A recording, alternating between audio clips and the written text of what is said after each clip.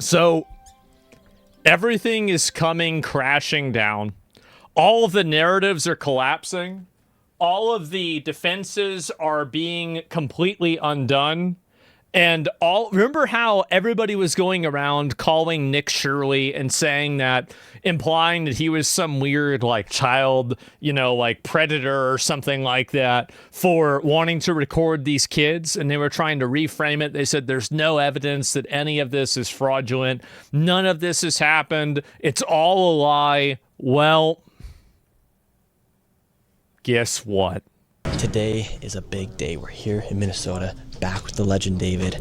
Today's a big day because today here in Minnesota, over 10 people are being charged for fraud that they have committed here inside the state of Minnesota. And a few of these people are being charged with autism and daycare, childcare fraud. Over $40 million in autism fraud. And one of the main ladies in the video that me and David made, she has been caught with over $4 million. Her last daycare... Literally the exact person they went after. Last year, her daycare received $3.67 million, and now she has been criminally charged for child care fraud here inside the state of Minnesota. And this is some of the highest amount of fraud that's ever been charged inside of this district. This is Ilhan Omar's district here in Minnesota. And on top of that, they're bringing about 2 new cases of fraud that have actually never been criminally charged inside of the Medicare programs here inside fraud of Minnesota. This is a big deal. David, you're here with us. What does this say?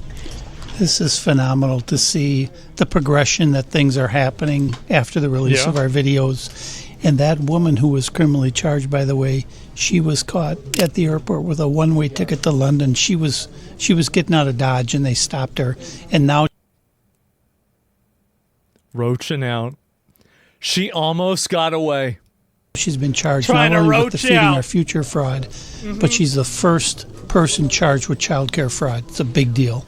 This is a big deal, and they're going to be doing these press conferences right now. We're going to be breaking it all down. We're going to be interviewing people like Dr. Oz and also A.G. Collins, who's actually the head of the Fraud Task Force. He's the Attorney General of the Fraud Task Force, so we're going to be interviewing him as well. And right now, because of the celebration that's taking place, the lawyers are leering the hard way. We're doing 25% off the entire site, so you can go to antifraudclub.com and use code. I need to buy one. I probably should buy one of these hoodies. I've watched all of the videos. I feel like I need to buy a hoodie. Leering, and you're going to get 25% off. And now let's see what the people have to say. Look at all the press. Look at them. Look at them. Look at all these schools that never actually reported on the fraud that was taking place. Oh, so here they are. And look, we even have our op. We even have our op, CNN, right there. She investigated me versus investigating the fraudsters. In fact, her investigation on the fraud was to call the fraudsters and say, hey, are you guys committing fraud? And they said no. And obviously they said no, but we know that it was different because we did they lied? the real work. We're from CNN. Can we talk to you? This is MAGA YouTuber Nick Shirley, back at a daycare in MAGA YouTuber. Minnesota, he alleged was a fraudulent facility in a now viral video. How do you know that all the allegations that you're making are true? How do I know that? It's fucking obvious, bitch. It's fucking obvious. Everybody knows it.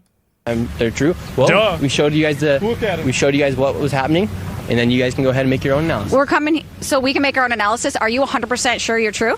Yeah, I am 100% sure I'm true. CNN is looking into Shirley's claims. Hi, my name's Whitney Wild. I'm a correspondent for CNN. We reached out to several of the daycares featured in the now viral video. Only one daycare facility answered and said they are a legitimate business. Oh, bro. Damn. And now it's spread throughout the entire country, not just the U.S. We've heard from people from New Zealand, Australia, Sweden, Japan, everywhere. They're finding the same. I'm so mad that Trump doesn't go after these media companies more. I think he should. They're so obviously biased, and they're trying to protect literal criminals. It's so annoying. Fraud. These 2 people right here, we did the dirty work that all these people are supposed to do, but they didn't. Yeah. We did it.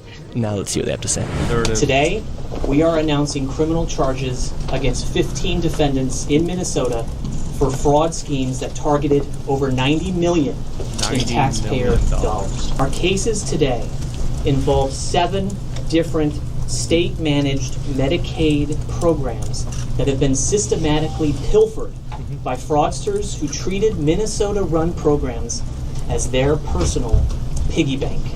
One defendant is charged with defrauding the Integrated Community Supports Medicaid program.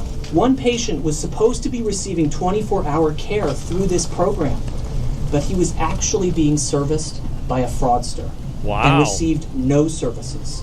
Fraudster let a patient die and kept building. Patient was later found dead. Damn. Meanwhile, the architect of this fraud scheme was billing Medicaid as if he was providing care to this patient. The defendant even submitted a claim of over $400 for services he never provided the day before this man died. Today's arrests represent the largest autism fraud bust in American history. So far. So they just went in and they announced all the fraud cases. For instance, this is the biggest autism fraud that's ever been exposed in Minnesota, and I think potentially in the country. Think about this. Think about how much Nick Shirley was able to uncover. And think about the fact that Nick Shirley doesn't have any of the levers, buttons, and tools that the FBI or anybody in the government has access to, and he doesn't have a formal education or background in fraud analysis or accounting. Think about how bad it really is. This is literally just a random guy that's like, this looks kind of weird. Heard correctly. And what my point is, it's not to like downplay him. My point is that imagine how much of this is really going on by people that aren't functionally retarded. We're talking about billions of dollars that are getting pissed down the drain in order for these scammers to make money. It's outrageous how bad it is. So right here, Robert Kennedy's showing this graph. 2020, it was all normal. And underneath the Biden administration, the numbers just went through the roof. Like exponential. And you see, the Biden administration let it happen. That's how so they can fund bringing in new voters. That's why they do it. Without a need. All fraud. All right, David, so they just had the largest autism fraud bust in American history. Future Learning Center, where they received $3.67 million. She's now been charged. What's your overall thoughts on what you just heard? So this is the beginning, and like I've always contended, when the dust settles on this fraud in Minnesota is going to be $80 billion going back to about 1988, and the speed with which these investigations are occurring is unprecedented. I'm shocked at how quickly they're making these arrests, and they're going to... Because it's obvious. The thing is that they literally just let it happen. It was obvious the entire time. Find the money. Citation, please. Oh, what are you? Are you one of those people like, oh no, there's no fraud. Oh, there's a little bit of fraud. Oh, there's not that much. Okay, so there's some fraud. Well, fraud happens. Well, fraud's good. Stop it. Just stop. And the fraudsters are running scared. Please. There was literally a fraudster who they went to go arrest this morning who jumped out of a 4-story building to escape. Yeah, it looked like he broke his ankle or his leg because he was hobbling. He lived? So, and that's exactly what he deserves. Muhammad Omar. I don't think that's what he deserves. Last name was Omar. What a coincidence. Yes. What a coincidence. So, Dr. Oz, we just had the press conference. The largest autism fraud in America history took place here inside of Minnesota. And there's a bunch of other fraud as well. One of the Lears as well was charged as well. What does this say about how the fraud was able to happen, and then what you guys are doing now to make sure that it does not continue to happen? When you have fraud of this magnitude, you can't play man-to-man. You need zone defense, which means an all-of-government approach. So when President Trump said, we're creating a White House anti-fraud task force, and he puts the vice president in charge of it, everybody listens. So if I get called and I've got a little data that shows that there's something fishy going on with autism billing because it's gone from a few million to $400 million, which literally happened, I noticed that, but I got to do something with it. So I can call, for example, Department of Justice or the FBI or the Office of Inspector General, and I can get folks boots on the ground to go start knocking on doors like you did, by the way. You're basically deputized because you were identifying clues that this was legit. Remember what I was saying earlier about deputizing people? This is exactly what we need to do. Bring it back. Bring back letters of marque. Bring back deputizing random people. Bring back bounty hunting. Bring it all back. I think bring the whole fraud thing happening, back. not just some embarrassing numbers. And then you have Treasury involved because they can do forensic accounting and say, you know Knights what, Templar. these lowlifes who are stealing money. They're bad. But what about the folks above them? The people who create the shell companies that hide the funds, they take it overseas, fund terrorist organizations. Who knows? You don't actually know the answer to these questions because you don't know where the money's going. But people who are sophisticated enough to defraud this government are often not from America. Yep. They're often foreign criminal organizations or even foreign governments. And that's why beginning to identify how the fraud happens is so important to us, because these guys, they've corrupted the system. They know how to take money out of the U.S. healthcare programs seem like out it's there. that hard. We cannot, as Americans who love these programs and our fellow Americans, let them be hurt by this. That's true. How essential are these programs actually? Because, I mean, think about how much money was gone to fraudsters. How did it go on for so long where people were able to steal, or where the budgets were able to go up by 1,000% when the enrollments didn't even go up? I know these are very important, but how was that happening where there was these huge increases in the budgets and where these fraudsters were literally just looting? Nick, in our culture, when I look you in the eyes and I tell you I'm going to do something, you expect me to do it, and I hold you accountable as well. That's just who we are. During COVID, two major things happened. First, the government said we're not going to keep track for a while because there's a national emergency. There needs to be an acknowledgement that when you bring people from places that aren't like that into our place, they don't change. And when you bring a lot of them that don't assimilate, then they really don't change. But that taught people they could steal. And then we began to get politically correct about the things we're saying, which is specifically what happened here in Minnesota, which I heard from Faye, a whistleblower Democrat serving in the Department of Health here, who said, I was pointing out that there were problems happening, and not only were they not listening to me, they were scared. They didn't want to be accused as being racist. And then once people realized they couldn't speak about the truth, well, then everything gets hit. This is what happens when they target communities for their own benefit. This is what happens when they scapegoat. And this is what happens when they no longer hide the idea of white supremacy. And so we witnessed a combination. It's actually crazy that he said that. And so we witnessed a combination, a confluence of catastrophes that has allowed overall Medicaid spending in the whole country to go up by 50% in the last 5-6 years. And we're seeing a fourfold increase in things like pharmaceutical spending. Again, those are programs you can defraud more readily. And let me give you a couple numbers, because I think this will actually, at some point it gets almost entertaining that it could get this bad. 1/3 of all hospices in the entire country are in Los Angeles. Again, how many people are dying? So the entire country is 3, and this is Los Angeles? Is 1/3 of the country in Los Angeles? It's not, right? There's no way. In LA, hospices where you go to pass away. They've defrauded that program. In New York State, the number one job in the entire state is now being a personal care service worker, which is, again, the core of your question. These are jobs your family would do for you normally, like carrying the groceries upstairs or driving you to a doctor's office or giving you a place to stay if you're down and out. Now we're just paying people to do that, so it's a jobs program. And so you begin to, as an American, question who was keeping track. And let me just answer that question for you real quick. My agency, who was in charge of at least doing the early warning, just looking at the numbers, was basically told, don't go after these bad guys. You got more important things to do. You got to just sign more people up for these programs. And so the total number of people involved in Medicaid fraud in our program integrity unit, 6 people. Just think of that.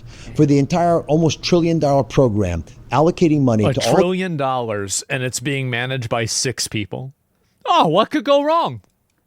These programs, some of which are suspect, as you point out, of course, there are 6 people in charge of it. That's not an accident. That's, effectively, it's either malevolently ignoring reality, or you just didn't care.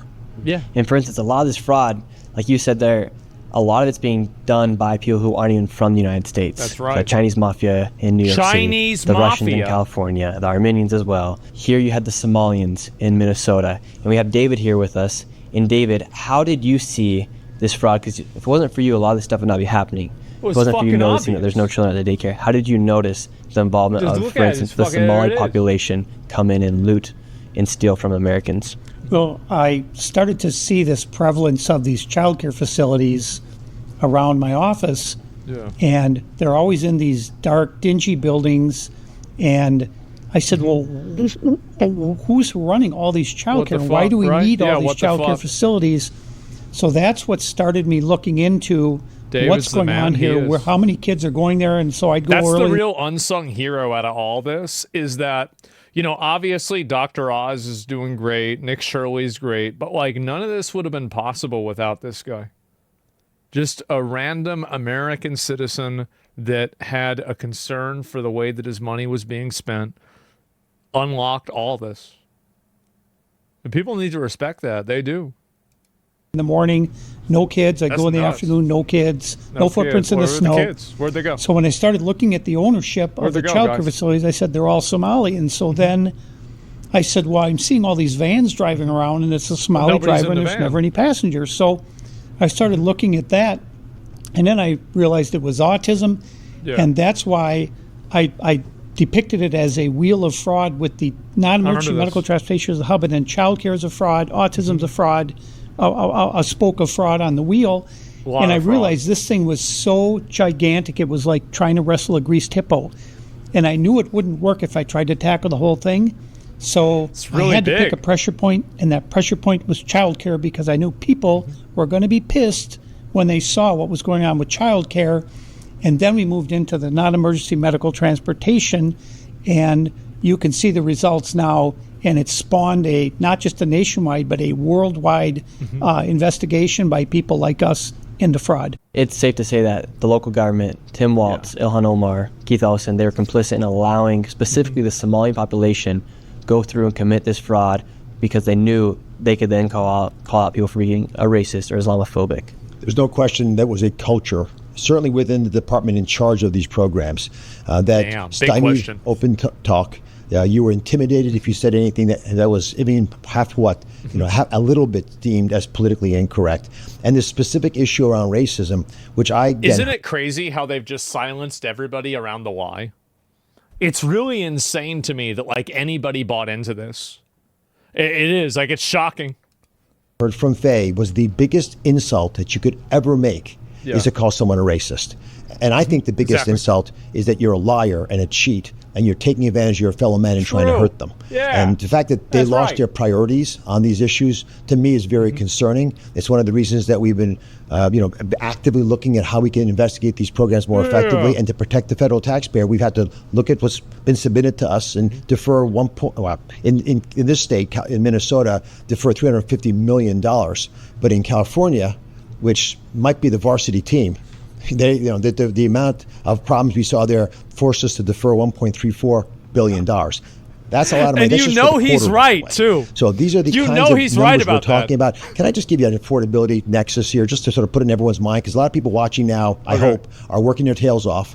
But the belief that one day, when they get to age 65, they could retire and enjoy the bountiful benefits of Medicare. Exactly. A beautiful safety net system, crown jewel of our program, that will help you through all your healthcare expenses when you're getting to the retirement age. The most, The life expectancy of that program is so short now that a lot of people your age, Nick, don't think it's going to be there for them. Do you have an opinion? Do you think Medicare will be there for you? At this rate, no. I mean, if we continue to get looted, unless you do something about it, we're not going to have it. Well, I'm going to make this commitment because I've run these numbers. Man. If we can take out the fraud from Medicare, just the Medicare, not the whole $100 billion of fraud we think exists, but just in Medicare, we will double the life expectancy of the Medicare Trust Fund. That's the part of your paycheck that you pay every month or every week towards making sure that you have Medicare coverage for the country. Social Security. We will double the life expectancy of that. So you'll have it, your kids will have it, and hopefully their kids will have it.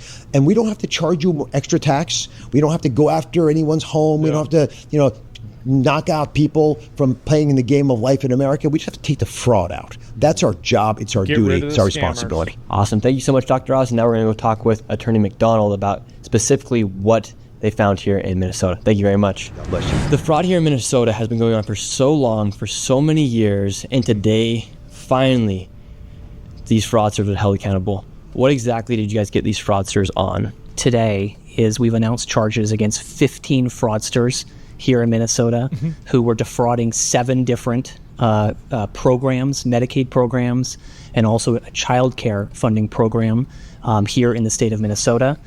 There's a range of charges for these defendants, including healthcare fraud, conspiracy to commit healthcare fraud, wire fraud, and other fraud Put the charges. family members as Most of these accomplices. charges, they'll carry maximum sentences of 5 years up to 20 years. And as we heard earlier today, the architect of the Feeding Our Futures case was sentenced this morning for her role in defrauding USDA, and she was sentenced to 41 years in prison for See, I her like the sound of that. conduct, being the ringleader of Yeah. that scheme. So there's 15 people charged, The a rest of her few fucking arrests. life. One man jumped out of a 4-story building. Yeah. Last name's Omar. Don't know if that's coincidence or not with Ilhan, but he jumped out of a 4-story building. And now, can you kind of get into specifics of, like, we know there's autism fraud, we know there's a child care fraud. Yeah. What was the other fraud that these people were committing? All of it. So the fraud today was, Yes. it did involve autism. It involved in-home health services and also the housing stabilization services program. Yeah. So that involved helping place homeless into homes. The core of it involves home health services for the elderly or the disabled. And so you have folks who will start a business to then be capable of billing Medicaid. Yep. They have to go out. They have to actually find real people. They got to find real patients who They pay actually a part- need these they pay services. part of them. They get them on their books, and then they fail to give them the actual services. But what do? They still send Medicaid the bill. And that's a scheme that we see. They say we've they're seen gonna do here, it, and then they we don't see it do it? replicated across the country. We also brought charges in a child care center in relation to a child care center today. And that's also a major focus of ours is the home health care programs, the food programs, the daycare programs, and then really everything else. But we see common themes of billing for services never provided, billing for patients that were never patients, or billing for children that were never children under the care of a particular daycare outfit. What? I think something that's powerful about today is you're What? seeing Wait. actual synergy between So they just a citizen lie. like myself who went and exposed the fraud, and then the government Yeah. coming in and stepping in. Because I think a lot of people feel like, I can only do so much. Like, I'm just watching the news. What can I actually do? But you can actually go out and make a difference, make a and then video. Just be the like, government "It's a can actually fucking go in scam." and do the prosecution. I had no idea when I went and made that video that all this would happen, but the government was watching because it is. Isn't it crazy how Nick Shirley just kind of was like, hey guys, isn't it crazy how these people say they have a bunch of kids here and there's no kids? Like, well, I wonder why that is. What's going on? Tax dollars I was getting created. Yeah, what's I that? was getting What's that? stolen. What's going on with and that? then I think like there's a beautiful synergy happening right now inside the country, and I hope this gives people more hope to actually go out and make a difference inside their communities and be able to have that trust that, okay, if we see something, if we see a random daycare with no children, let's say something, Yeah. and now let's Yeah. have that faith that our government will go in and do the prosecution and go do the investigation as well. I think he's right about that too. Is like a lot of people get demoralized because like they report something, they say something, they want to do something, but they know the government doesn't really give a fuck. So like there's just a culture of like learned helplessness where people feel like, well, there's no reason even for me to talk about this because they're not going to care. Yeah, that's exactly I think right. it's true. I'm an assistant attorney general, but I'm just a guy like you. I watched your videos with my kids, and they thought they were great. Yeah. And so that to really solve this problem, it requires everybody to come together and say enough is enough. Yeah. And so It's ridiculous. your work, the work of the agents, the prosecutors, everyone. This should not be a controversial issue. That it's something that we need to solve. It really shouldn't be. So I encourage and I commend you for doing this work and for highlighting certain things. And I invite anyone else to also jump into the game there and help us Let 'em know. figure out what fraud is occurring, and then we could run with investigating it and trying to bring it to fruition. Because every case requires documents, it requires witnesses, it requires live bodies to actually testify to what has happened here, whether something what the happened or fuck didn't happened, happen. We rely on people in the community to be those voices Is it for us at controversial? trial. People for support the instance, fraud? we need. They do support the fraud, actually. They unironically do. They support it for racial and ethnic and religious reasons. Their primary goal is making sure that people that are like them are able to be taken care of. And like the best interests of the American people are secondary to that. So it's actually that everybody simple. to Really be to be reporting what they People see. might not like it, but it's so that true. we can try our best to root out this fraud and do it actually better that than we've simple, done it. bro. Yeah, I think it's important for It's people to sad. realize that we don't work for you. You work for us. Yeah. And it's our responsibility to go out and actually make a difference and then have you guys do the work for us. And I think that's what we're seeing. I hope this encourages other people to realize that and see that you can make a difference inside of your own community. I think you can. Yeah, and I'll tell you, from my perspective, your words about us working for you, that's exactly what we are. We are public servants. Who do we work for? We work for the public. We don't work for us. We don't work for our own egos or our own desires. We want earnestly to be able to do what's right for the American people and to restore hope, restore joy for victims of fraud. And the justice system. Justice is such a beautiful word, if done right. Justice is such a beautiful. Oh my God. And it's an honor for me to be in this role, to be able to step into this seat and to really work hard for the American people. It's an honor for me to sit in this seat. I'm so glad that we have guys, like, especially, like, I said this a lot, young guys, like Nick Shirley's younger than me. Like, this guy's probably around my age, right? Thank fucking God we have guys that are willing to just go in there and get this shit done. Thank fucking God. I hear from all kinds of people who are so disturbed by the fraud, and I'm at the front of the line. Yeah. I feel the exact same way. And we have a historic opportunity to do something about it. And I can guarantee you I will do my absolute best shot to do something about it. And your last message to all the fraudsters. Fucking based.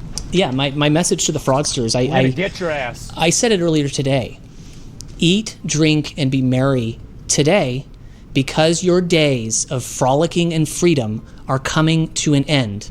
We're going to do everything that we can to find you, and when we find you, we will prosecute you, and when we prosecute you, we will seek to claw back and extract every penny that you took from the American people.